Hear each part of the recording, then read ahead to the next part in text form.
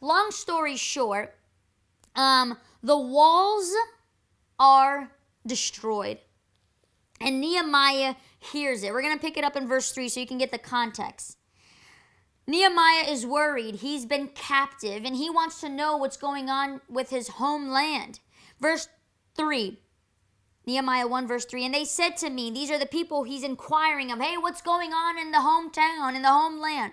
The survivors who are left from the captivity in the province are there in great distress and reproach. The wall of Jerusalem, look, here's the key. The wall of Jerusalem is broken down and its gates are burned with fire. Oh, this news, Nehemiah is just shattered. He is so upset. His people, right? Their walls are shattered. In other words, their protection is shattered. It's desolate. It's laid waste. And so he starts to pray.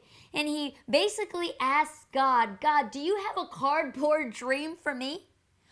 Could it be that you have risen me, maybe like an Esther, for such a time as this? And so Nehemiah prays and says, Lord, if I can find favor in your eyes, I know we have been stubborn and stiff-necked. I know we have gone away from your commandments. But Lord, if I return to you, if I do that which you are asking me to do, would you use me that I, Nehemiah, might rebuild the walls of Jerusalem? And oh man, this stirred the heart of God. You see, when we dream big dreams, God gets excited. Because mediocre dreams don't get God excited. God wants you to dream impossible, unbelievable, ridiculous, crazy, insane dreams. And this is what Nehemiah was essentially praying for.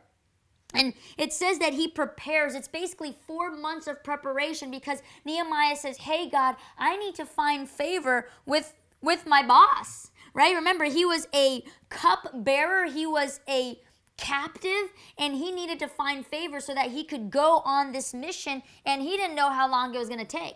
Well, long story short, after 4 months of preparation, you hear me? He didn't dream on Monday and it happened on Tuesday. No. Like I said, all things are created twice. First, he dreamed. There was a mental creation. Then he prepared. And then the physical creation began to happen.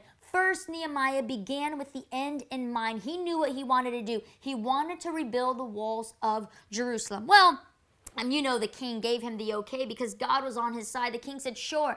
The king even sent people to protect him, to help him. He sent him with paperwork saying, hey, let this man through the provinces. Give him what he needs. What does he need? Tree bark. He needs trunk. Whatever he needs, you provide it to him.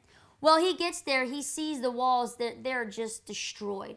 He doesn't tell anyone his plans. Only him and God know. He tells, after him and God, after much preparation, much planning, he tells a few close friends, a few trusted friends, and then he makes his walk around that wall. He sees all the destruction. Oh, as he goes after this dream, this God-sized dream that God placed in his heart. Look, I'm just going to read one verse for you. Nehemiah 2, verse 11 and 12, it says this, so I came to Jerusalem and was there 3 days. 3 days he's scanning out the land. He's watching, he's seeing, he's taking notes. Look at this. Then I arose in the night, I and a few men with me. I told no one what God had put in my heart to do at Jerusalem. Do you see? God had a cardboard-sized dream with Nehemiah in mind. God placed that dream in his heart. Oh man, that your heart and my heart would beat to the rhythm of God's heart, that his dreams would become my dreams, and then the promise will be fulfilled. God will give you the desires of your heart. When and how? Well, when the desires of your heart are the desires of his heart.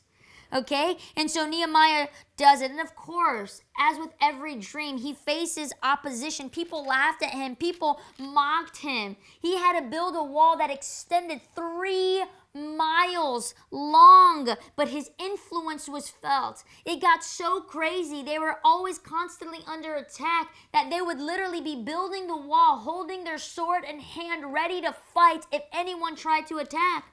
Oh man, they were mocked. But guess what? Oh, this is my favorite part. If you turn there to Nehemiah 6, Verse 15, look at this. So the wall was finished on the 25th day of Elul in 52 days. Can you believe it? We're talking about a wall, a massive wall extending 3 miles, and in just 52 days. Nehemiah spends more time planning than creating, than making this wall. You know why? Because he began with the end in mind, and he knew that all things are created twice. He had a mental preparation. He put it down on paper, and then the physical creation, just 52 days. Can you imagine what you and I can do in 52 days when we have God on our side? Oh man, we think prayer wastes time. Prayer actually saves time. Those 4 months of preparation into the 3 days of heart searching. 52 days.